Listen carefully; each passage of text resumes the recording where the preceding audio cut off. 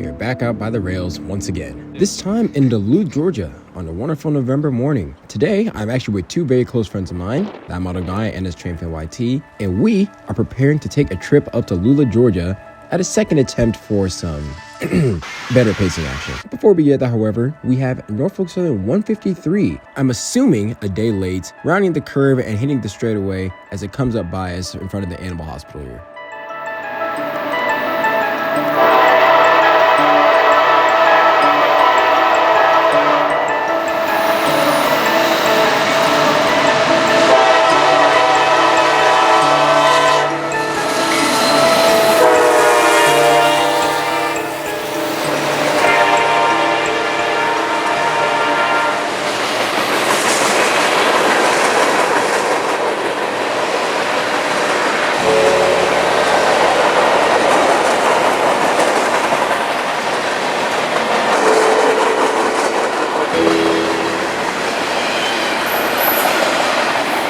Though Duluth is a very familiar place to me, this location has been making some rather unfortunate changes. Unfortunate changes in the form of these new crossing gates. Those gates that you see off to the side that at this present moment have not been completely constructed are being installed in preparation for a quiet zone.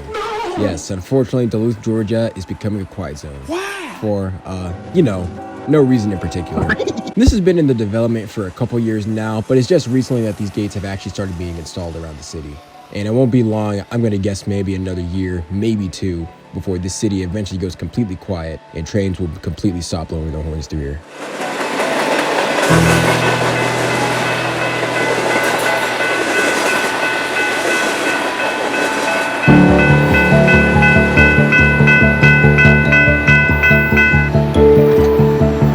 With 153 gone, I now need to explain why on earth we're in Duluth, Georgia. I actually picked up these two dudes in Suwanee. And for those of you who know anything about the area, you know that Suwanee is north of us, and we're trying to go north to Lula, yet here we are at Duluth, which is south of where we originally met up. So what's the deal with all that?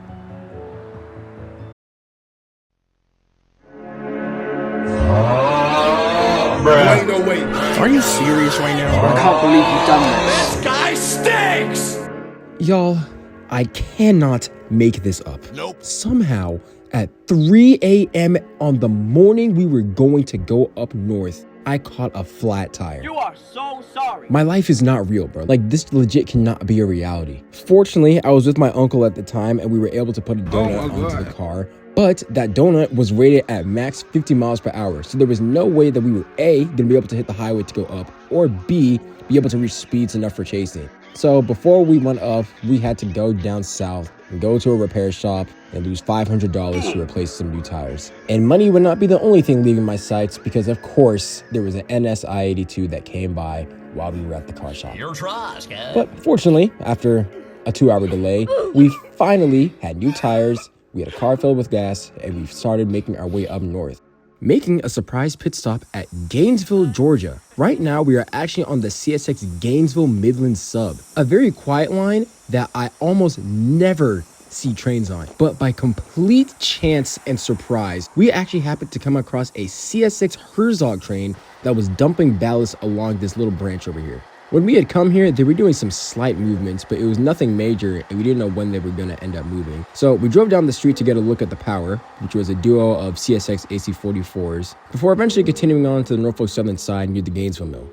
Where here, we'll find one of the original cargo locomotives we've seen before, and we will actually see a new unit. What is that? This unit, RSSX 722, actually belongs to the company RailServe, and it is an EMD GP8 that is actually operating in replacement of the SD unit that cargo has. According to a comment that I had gotten earlier, the locomotive was apparently bad ordered, and I could only imagine why considering what they do to these units during operation.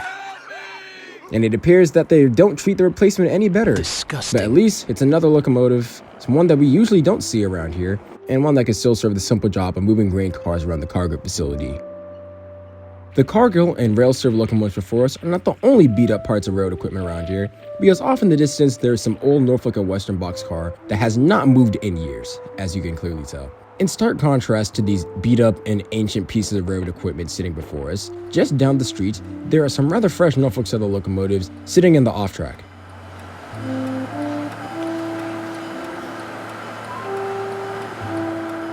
And as we move from the cargo facility over to the Amtrak station, we could see the 2 original locomotives we had first seen, the pair of Norfolk Southern AC-44s, and some mow equipment that stood off to the left here. These 2 AC-44s are almost certainly from a grain train, and the mow equipment, I legit have no idea why it's here. There's definitely been evidence of maintenance activity on the Greenville District lately, which we'll see later in the video. But that evidence was of other machinery, and definitely not this tamping machine and whatever other machine this is. Behind us, there is a DC Gevo, Norfolk Southern 7580, that is a very frequent visitor to these parts, and there is an open rail because there is nothing running on the main line right now. All we have before us is a vintage building and some old locomotives. So we decided to go back over to the Gainesville Midland to see if we could find the Herzog train. And y'all, it was gone. No, dude! Oh my goodness. Y'all, I don't know where this train went. When I tell you that we went up 15 minutes up on this line looking for this train, and it was just gone. Boy, shut it down. To this day, I'm baffled. I legitimately don't know where it went. Because, yo, do you see these grades? They cannot run trains more than 30 miles over these hills, bro. Like, this is ridiculous. There is no way that it went that far ahead of us in the time we were over here. And this miss, the miss of this train started an infatuation with this line, a personal objective, an individual determination to see a train running on this line. A determination that would not be completed today, but don't worry.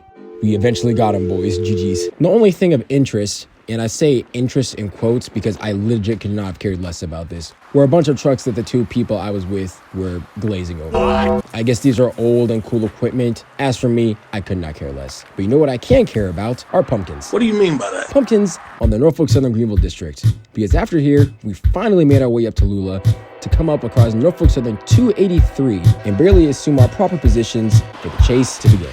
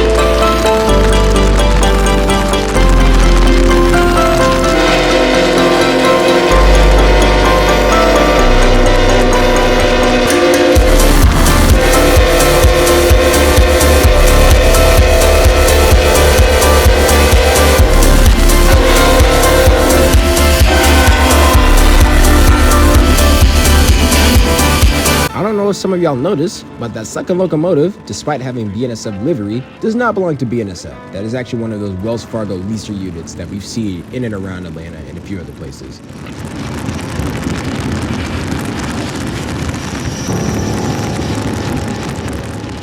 After 283 cleared, me and the boys were just running up the line, up and down, waiting for updates and hoping that something would come by. And while we were doing that, me and that model guy, we had to show NS Train Fan YT Princess, this wonderful overseer of children that were actually playing on the lawn today. Oh my god. So we know what the next items on the meal are for this beast. Continuing up north in our search for something to be moving, we found ourselves by the two mills that sit in Baldwin, Georgia. We're here, we can see the old switcher unit we saw the last time we were here, and looking to our left, we can see the other mill. The two mills being split by the Norfolk Southern main line that is sitting within the ridge behind the tree line over there. We would continue over to the other mill, hoping to see maybe there was some activity. That ex-CSX and current Pickens Railroad B unit was sitting there with no activity and a cut of hoppers sitting blocking its path. And believe it or not, my friends, this would be the end of the rail activity we would see up here. Nothing else ran. Literally nothing ran on the main line for at least that hour and a half or 2 hours we were up here, just hoping that something would get lined, and nothing ever came. And then we had to start heading back because if we stayed up here any longer, we were going to be up for too long. And I was going to be screwed. So this was a semi-productive trip because we literally drove up here just to see one train. Hopefully future trips will be better. As we started making our southbound descent back to Suwanee, Georgia, we made a pit stop at Gainesville, Georgia, a city that has a very rich railroad history, which cannot be further evidenced by this engine sitting right before us. Sitting before us, my friends, is a decapod, a steam engine that has 10 driving wheels. The specific decapod is Gainesville Midland number 209. You may recall that the CSX train that we had seen earlier was on the Gainesville Midland sub. And before those rails were the CSX's Gainesville Midland sub, they belonged to the Gainesville Midland Railroad. The Gainesville Midland Railroad operated steam trains from Gainesville, Georgia, all the way up to Athens, Georgia. The railroad being chartered in 1904 and operated until 1959, where the Gainesville Midland main line was sold to the Seaboard Airline Railroad, and a number of mergers and acquisitions ultimately led its trackage to become the property of CSX that we know today. This steam locomotive now sits here in Gainesville, Georgia, being used for more recreational ways and serving as a monument to the old railroad history that is very vibrant in this town. And the historical significance of this locomotive has not been forgotten by the town, because sitting right next to it is a display board featuring photos from some of the last runs, in addition to information about the specific locomotive and the railroad in general. But what fun is there in just seeing a simple locomotive image? In its prime, the Gainesville Midland operated steam trains such as 209 before us on both freight and passenger services, and despite the railroad being almost 70 years old, I fortunately, through some very clutch connections, was able to gather some footage of not only the operation of the railroad, but also some audio from the very last trip that N ran in September of 1959, a doubleheader between two steam locomotives, 203 and 301. And now, ladies and gentlemen, we leave you for the time being on the Gainesville Midland Railroad, featuring the excursion train being pulled by two steam engines, number 203 and number 301. Well, we've enjoyed this ride to Gainesville, and we hope you've enjoyed just half as much as we have enjoyed bringing it to you. So we'll be going south now in about a couple of 3 hours, since we have a big barbecue chicken dinner, and we'll be ready to roll to Athens. So join us, will you?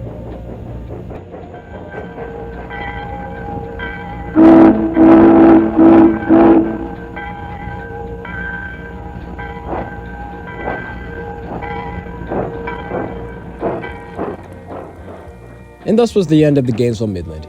Gone but not forgotten, as the steam locomotive and its tender now sit under the open air of the current Gainesville, Georgia area. Trailing right behind this decapod is the large tender that reads the original railroad, Gainesville Midland, in addition to a Seaboard Airline Railroad caboose, fittingly being the railroad that assumed the Gainesville Midland and eventually led to the creation of CSX. The railroad history and display is not solely found in this steam engine, because just down the street, there is another old railroad car sitting on display. Unfortunately, I was barely able to find any information about this thing.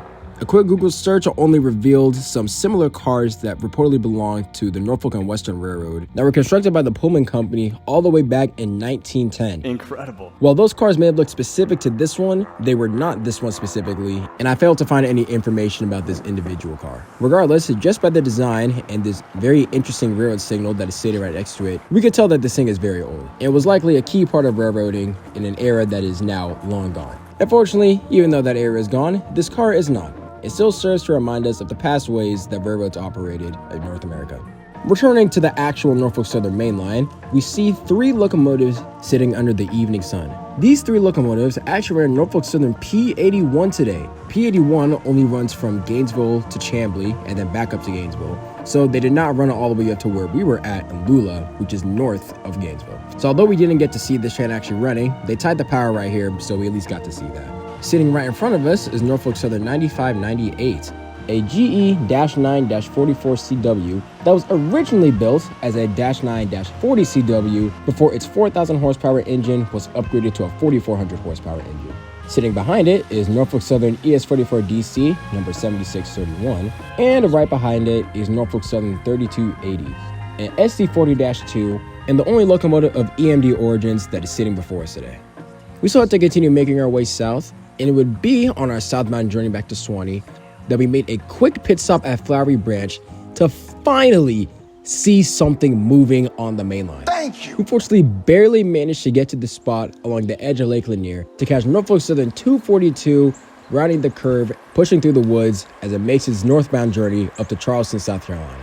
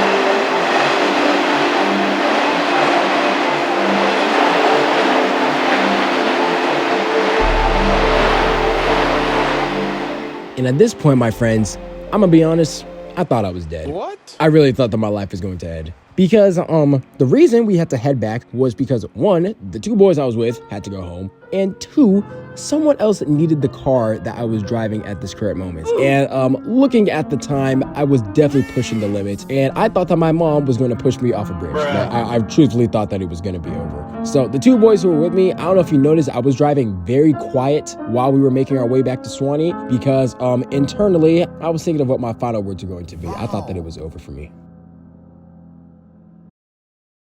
And then I saw this oh so beautiful text message. So I was all good and it was back to filming. Nice. Fortunately, when I saw this text message, we were right by Buford, Georgia, and we had gotten an update about another northbound that was coming on by. So we were hoping to beat it to Buford. Good evening.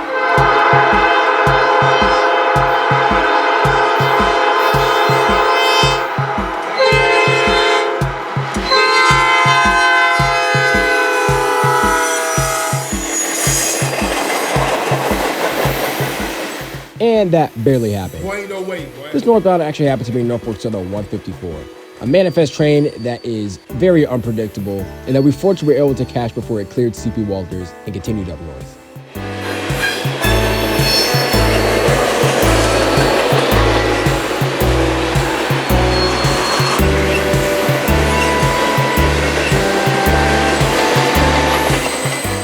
You You may recall from before that I had mentioned that there was evidence of maintenance activity on the Greenville District, and we finally see the evidence of that activity with these long pieces of rail that are sitting next to the active main line. Norfolk Southern has been planning a massive rail replacement operation on the Greenville District. When that will happen, I don't know, because it has literally been 4 months and these rails are still sitting here even as I record this video.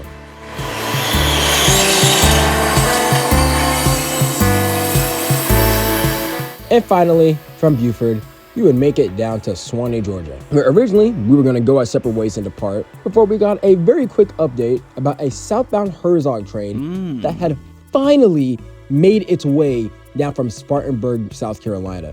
We had seen this thing 9 hours ago that it had cleared Spartanburg, and we thought that it would have hit by us by the time we were up in Lula. But no, it took almost half a day to get from Spartanburg down to Suwanee. But fortunately, hey, at least we were able to see it in the tail end of some diminishing sunlight.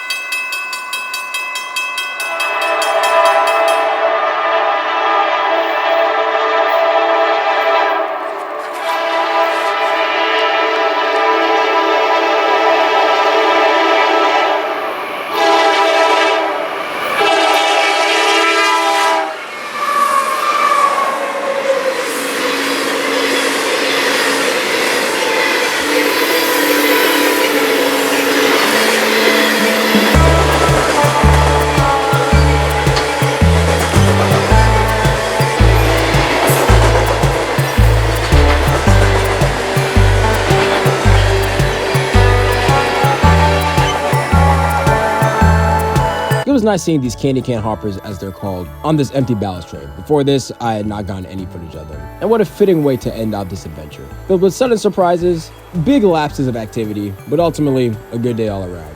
I hope that you guys enjoyed, and as always, God bless. I will see you soon out on the high iron.